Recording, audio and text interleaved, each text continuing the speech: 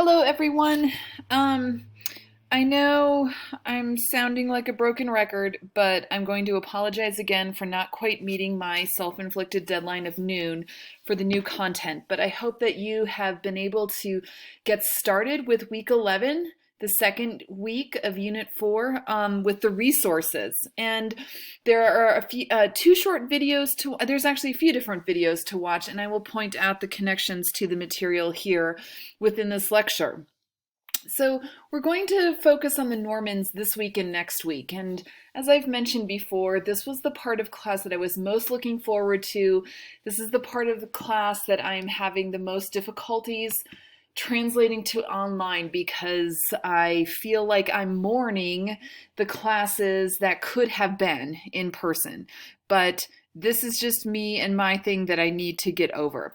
I want to keep it really simple and straightforward today. We're going to think about who the Normans are, who is this group of people, what were their aims, and then also focus on the visual culture of Norman France, Normandy, and Norman England after the conquering of Anglo-Saxon England by the Normans in 1066. We're actually going to start, though, with the Viking precedent. The Normans came from Scandinavia and have Viking roots. And since this part was cut from Unit 3, I wanted to go and start here with this stave church. The stave church is a particular Scandinavian Viking construction, all wood, with logs that were set vertically into a horizontal beam and then squared off inside. And these wooden stave churches, of course, wooden architecture in the north with brutal winters doesn't necessarily survive to us today, but this is one of the best examples of a stave church in Ørnes in Norway from about the 10th century. So contemporary to the material we're going to look at today.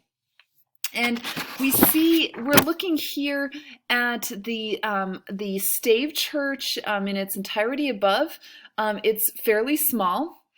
And the detail that we're looking at is this ornamental design here that originally framed the arch of a door portal, and it's carved with dragons that look almost like these kind of large deer hounds almost. And we can see here an animal style that's similar to the insular manuscripts that we investigated in Unit 1. That has its foundation in Northern Europe and in paganism. The idea here, when we see these animal battles, it is a kind of metaphor for fighting off evil that can lurk anywhere, that can curl and twist and manipulate itself to invade any aspect of life. And that's something that in that conversion to Christianity we see the Christians using from pagan culture. All right, so what do the Vikings have to do with the Normans? So what happens is that there's a huge migration of Vikings out of Scandinavia, and it slowly begins in the 9th century and lasts really for the next 200 years. And the Vikings come to settle on the north shore of France, this area that we see here in pink. And the French called these people Normans. This is named for the cardinal direction north from which they came. And the Vikings began to settle on the northern shore of France. Oh, excuse me. And then there's this key political treaty in 911 CE. This is when Charles the Simple, king of the Franks, negotiated with the Viking king Rollo, and that granted Rollo and the Vikings land on the northern coast of France. And this is still the region of France that's called Normandy today. What's so interesting about the Vikings is that they are we think of them as these fierce warriors, people who conquered and raped and pillaged, but really the Vikings were master adapters. When they got to a new place, they married local women. They married Frankish women in Normandy. They learned French. They also converted to Christianity. The Normans, the Vikings, they were really some of the last converts to Christianity. Many of them did not convert until the 11th century, which is actually very late. But of course, what happens is you can't completely expel that warrior spirit. And so soon, Norman knights begin to look around and think about new territories to conquer and dominate. And that's when we see the Norman invasion of England in 1066. But before we get ahead of ourselves, I actually want to look at some Norman architecture in Normandy. We're looking at the Church of Saint Stephen Saint Etienne in Caen. And Caen is the capital of the Duke William of Normandy, who is known in English history as William the Conqueror. In 1061, William established a monastery for men, a convent for women, and he completes monastic churches in this really innovative new style. And again, here we're thinking about Normans who have traveled, have seen, and been introduced to all sorts of different visual traditions, and they combine and adapt their own culture to incorporate these new ideas. And what we see here is something that looks towards the Gothic, this desire for soaring height, for good illumination of the interior. And we have this unadorned emphasis on vertical forms, both outside here in these soaring westward towers, but also on the interior as well. When we look at the 1, 2, 3-part elevation of the nave interior, the way these colonnettes extend through all 3 levels of that elevation and then join to meet the ribbed vaulting to create this vast vertical voluminous space. The builders conceived of the interior as a skeletal framework of piers and arches, which really allowed for these wide openings in the arches, that really tall gallery, that middle layer here that often can be kind of small. And then we also see a huge clerestory as well.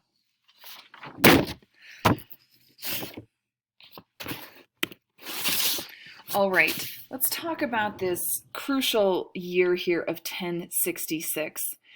Normans gathered 7,000 warships in France.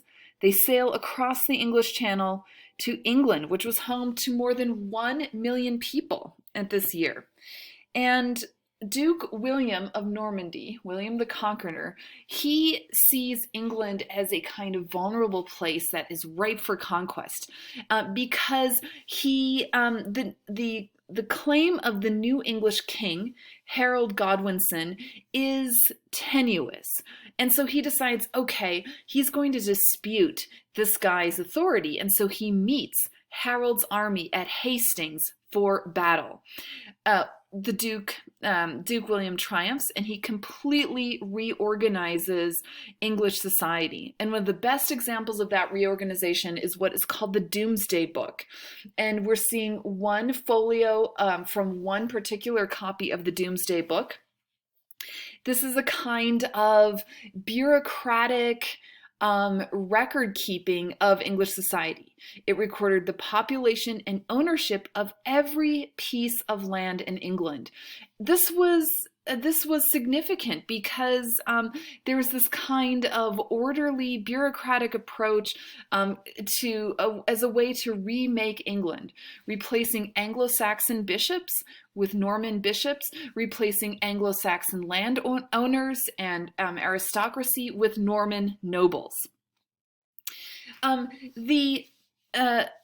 The Bayeux embroidery, and you guys, you have to help me remember to say embroidery because I learned the erroneous term tapestry.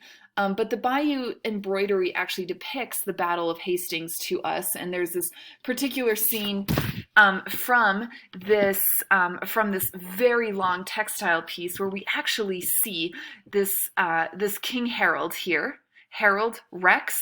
right here, he is about to get an arrow in his eye, which is recording to us an actual event from the Battle of Hastings. And in fact, here the text of the Bayeux embroidery says, Harold Rex interfectus est.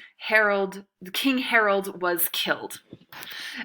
This brings up an important kind of linguistic nerd element here.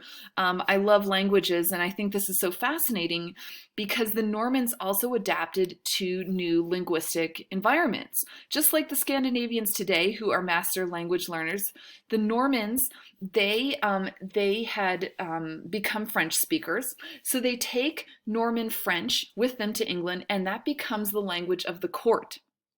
Commoners, though, in England continued to speak Anglo-Saxon. And essentially what happens is we see this mingling of Norman French and Anglo-Saxon, and that forms the English language that we know today, though there are key differences that remain.